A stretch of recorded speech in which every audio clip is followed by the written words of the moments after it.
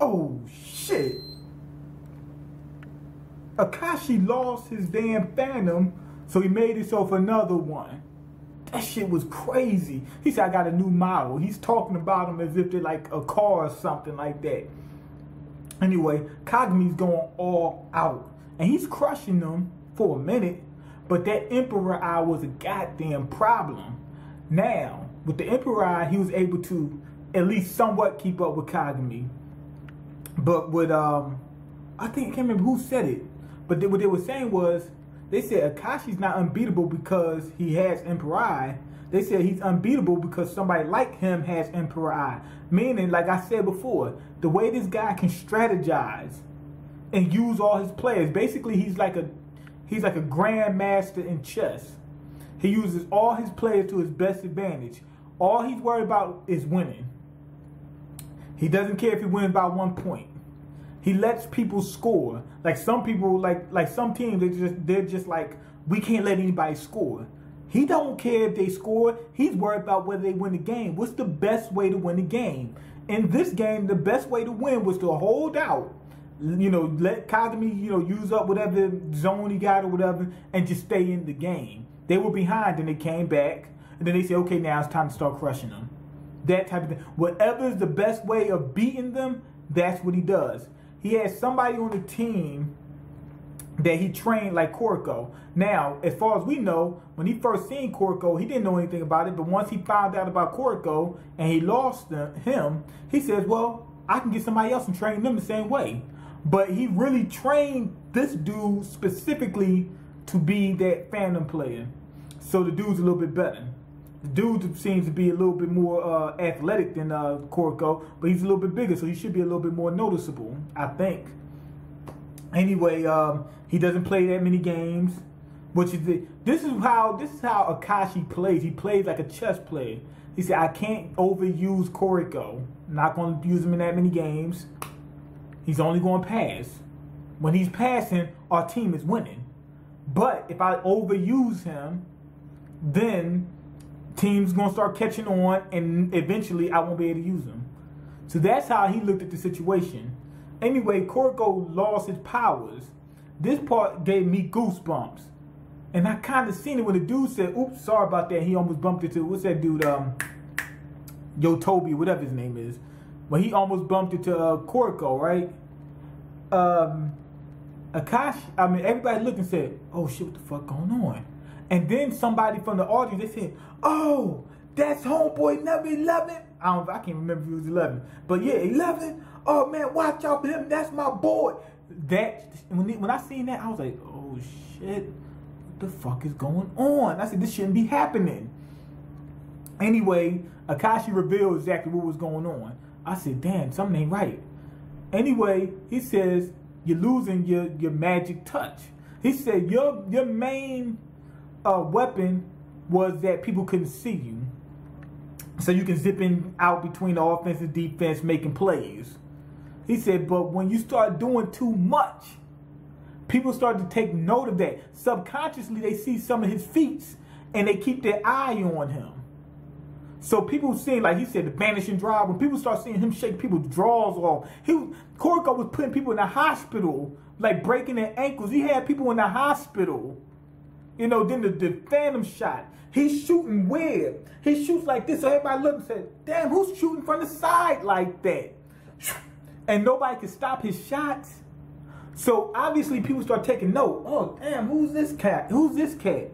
And then he said, you know what sealed the deal for you? He said, that buzzer beater finished you off. When he scored the buzzer beater, they said, oh, who's this guy who won the game for them? I never even knew him. And then people start looking at other games like, oh, damn, he was always there. He always put in work. He does a lot of good passes. He's a good player. People start to take notice. He said, and then now you have the, your misdirection don't work as much because people see you. You're visible. Everybody knows you're a problem. Like before, they would be subtle and people would not take him as a serious threat. That was his ability. Now, everybody's like, oh shit, you know you better watch out for him. That guy's good. Oh, did you see his vanishing drive? Did you see his phantom shot? Did you see the ignite past Kai? He's passing the ball from one side of the court all the way to the other side, to for good layup. So when they see somebody pull this layup, they're like, damn, where did this happen? Oh, this guy did this pass. He the one who set up the whole play. That's what gets you. I'm talking about that's what got him. He said that's what got that gave me goosebumps. Anyway, Akashi made another Kuroko. He comes on the court, and they're like, damn, this guy's just an average player, just an average Joe Schmo. It's like, so what's so special about him? He played the exact same way as Kuroko. Now, anyway, Akashi said, I trained him to be a little bit better than Kuroko. He says he's a bench rider. People don't see him that much. He still can. And then after seeing Kuroko use misdirection and playing with him, he says, I need another player like this. He had the guy training in the same way. Now, great episode 5 out of 5.